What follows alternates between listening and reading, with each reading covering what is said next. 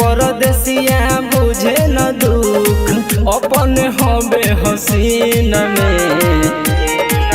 हे सखी पिया परदेसिया बुझे न दुख अपन हबे हसीना में। ठोपे ठोपे चुए पसीना, ठोपे ठोपे चुए पसीना, चोलिया से गरमी के दिन में। ठोपे ठोपे चुए पसीना, चोलिया से गरमी के दिन में। ठोपे ठोपे चुए पसीना।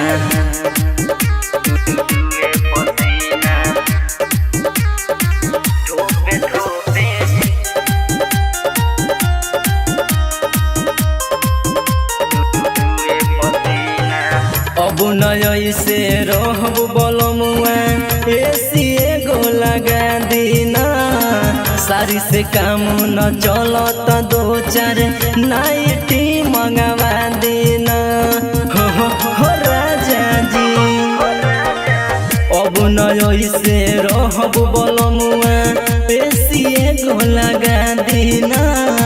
सारी से काम न चलता दो चार नाइटी मंगवा देना।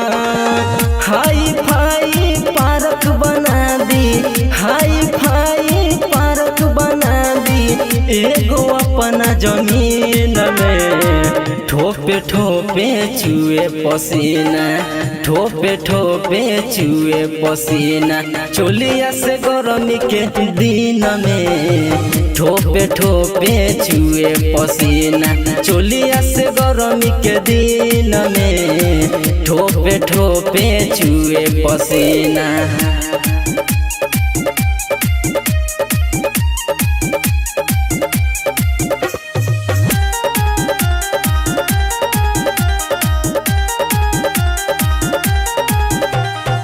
कितनो ठंडा पिए नी बाकी जाला न देहिया से गरमे हो।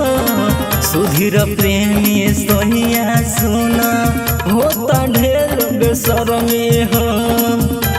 ए जी हाँ कितनो ठंडा पिए नी बाकी जाला न देहिया से गरमे हो। सुधीर प्रेमी सोहिया सुना होता ढेर बेसरमी हो।